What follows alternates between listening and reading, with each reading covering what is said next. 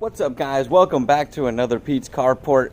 This is going to be a fun episode as we dive right back into the SC300. This is actually the same day that I removed the front bumper. I got started super early because I really want to get this car ready to be plasti dipped.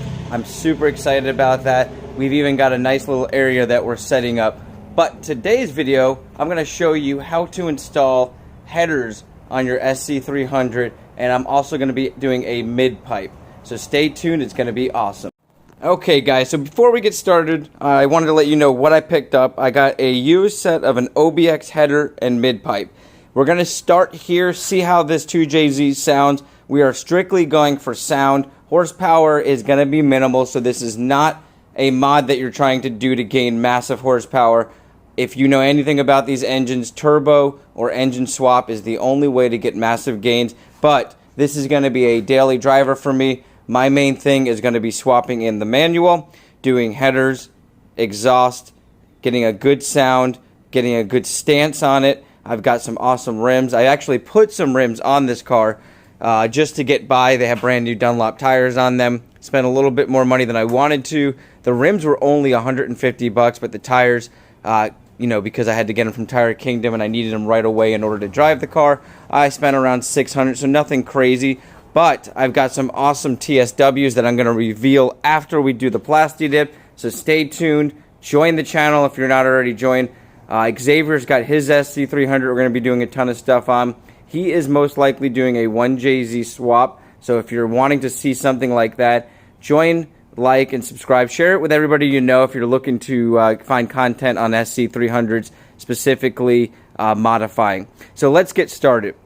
I've already went ahead and loosened up some things. First thing you're going to want to do is remove as much of the air box as you need to get in there. I went ahead and removed it from here on that clamp, this clamp, and remove this hose piece here. I'm going to go ahead and pull this assembly out, and that's going to allow me to access my heat shield. Now, I also went ahead and put the car on some ramps, and then I also jacked it up a little bit more and put a jack stand on both sides, and that's going to allow me to slide up under there once we get the header to fall down. All right, I'm going to go ahead and pull that air box out and show you guys how we get the heat shield off. Okay, guys, to get the heat shield off, there's 4 12mm bolts. They're pretty accessible. One there, one there, one there, and one there. And then you'll be able to just pull the heat shield off, and then you'll have to maneuver it a little bit to remove it. I always say hold on to all this stuff. These SC300s are going to become very classic, and a lot of times people want to modify these and not keep the original stuff. And in a lot of states, you actually need these cats. I do not, so I'm going to be able to remove this and have no issues. But put it aside and hold on to it. Now on to the next thing, though. So now that we have that off, we can actually access the bolts that are holding it to the manifold. They're quite easy to get to from what I can see. And I've got to check, see what size those are, but they definitely look bigger than 12mm.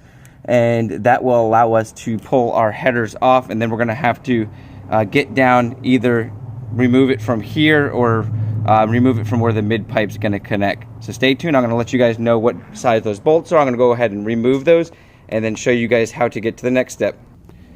Okay guys, so you've got 14mm nuts on here that are attached to bolts that go right into your engine block.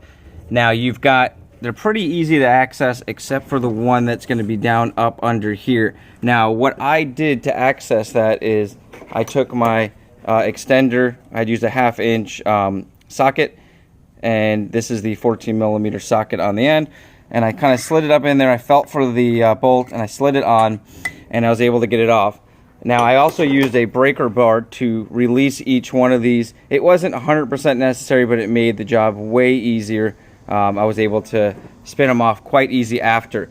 One more thing I want to mention, because this is very common anytime you're taking off headers or anything off the block, is sometimes these bolts will get kind of rusted out and then they'll pull right from the head or from the engine block. Not a big deal. You can actually put some Loctite on this and put it back in. It will bottom out, and then your nut should tighten up. You also want to grease up all of your nuts and your bolts before you put them back together, and we'll do that. And we'll also reuse everything that's here, and if they're too rusted, what we'll do is we'll soak them a little bit in solution so that way they go on nice and easy. Now one last thing before I pull this header off is you've got O2 sensor here. Now I went ahead and removed that just so I could get to that last bolt over there a lot easier. It did make it a lot easier. This one I have not removed yet, but they do have the 12mm nuts on them. And I'm going to go ahead and remove this one, pull that one down. That way we're not pulling on anything when we pull our headers forward. So let me go ahead and get that one out, and I'll show you guys the next step. Okay guys, I went ahead and jacked the car up pretty high on this side and put a ton of support. I've got several jack stands. This is a very massive 12-ton jack stand. I'm going to put another one right there in the middle.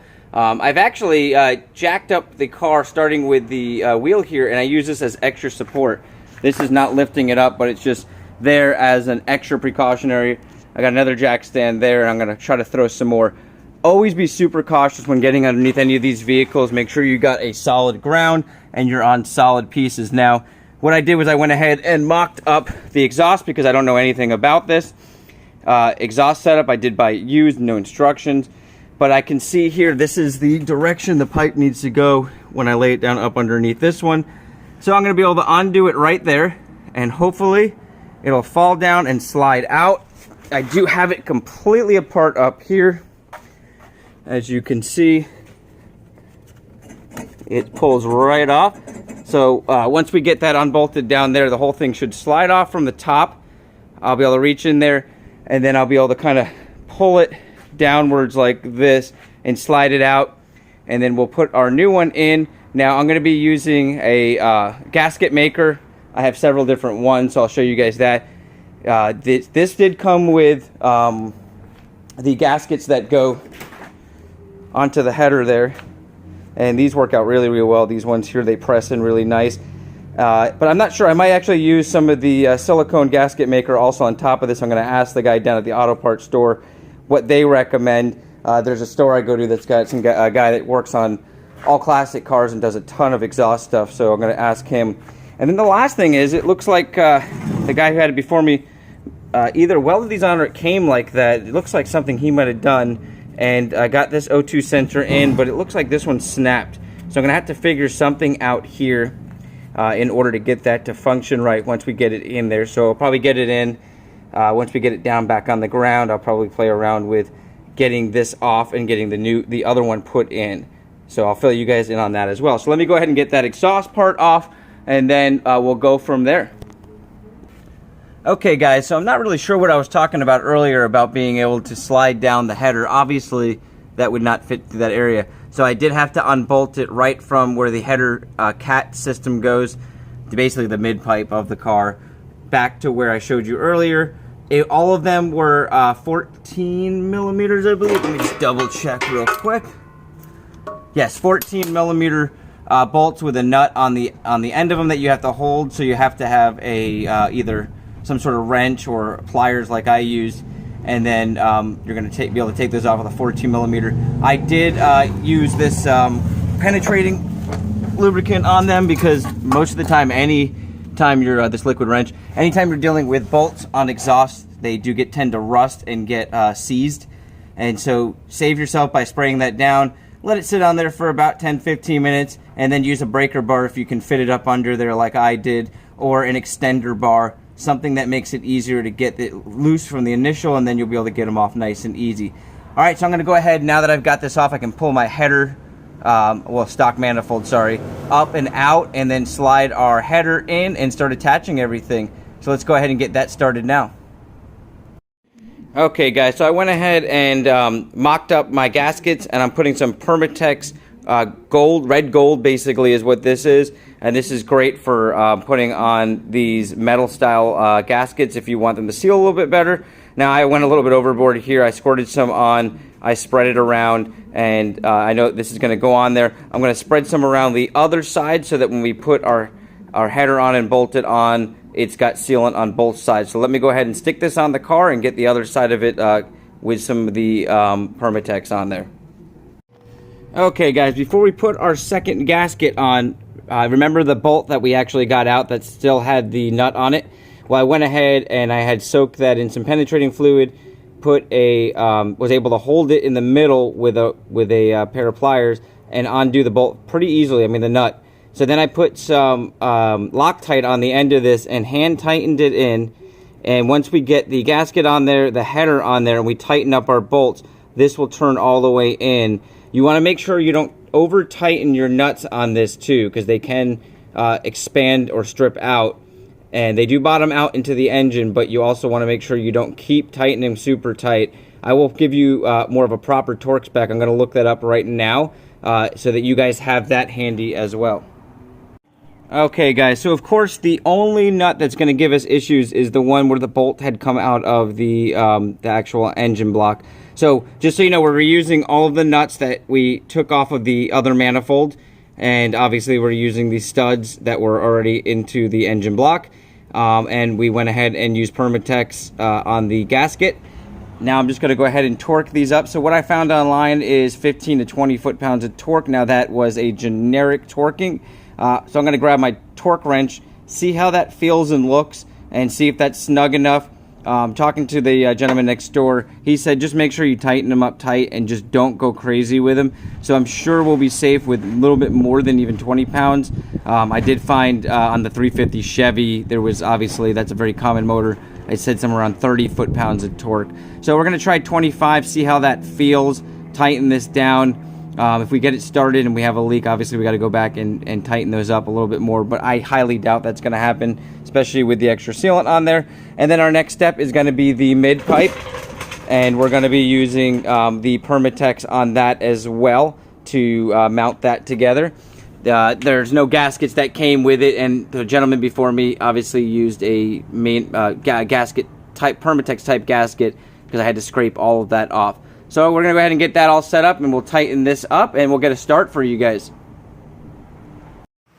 Alright guys, quick update. I've got the mid-pipe put in. I'm going to give you guys a couple pointers. I went ahead and took jack stands and kind of lined them up on both ends, and it allowed me to kind of get the bolts put in. I started with this end. I put gobs of the red high heat silicone onto to form a gasket basically between the pipes. And then I lightly overhand tighten them so that the gasket material could dry without squeezing all out. And then I'm going to let it sit for about 30 minutes or so. I'm going to touch it, make sure the silicone is dry, and then I'll tighten it snug up. And I did the same thing down here. Now, here's another pointer. When I tightened this end up, I went all the way to that tighten point, and it was very difficult to get this end on. As in almost every exhaust, I always forget to do it. You really just want to get the bolts in, get the nuts on, come down here, get the bolts and nuts on. But the problem with that is if you don't have all the gasket material on there, it makes it a little bit more difficult.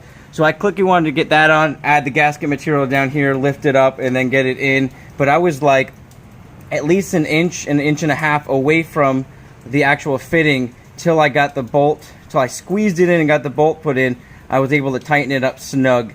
So just a pointer there. All right, I'm going to let this dry, tighten it up, and we'll drop her down and start it up. So it's pretty much finished up, guys.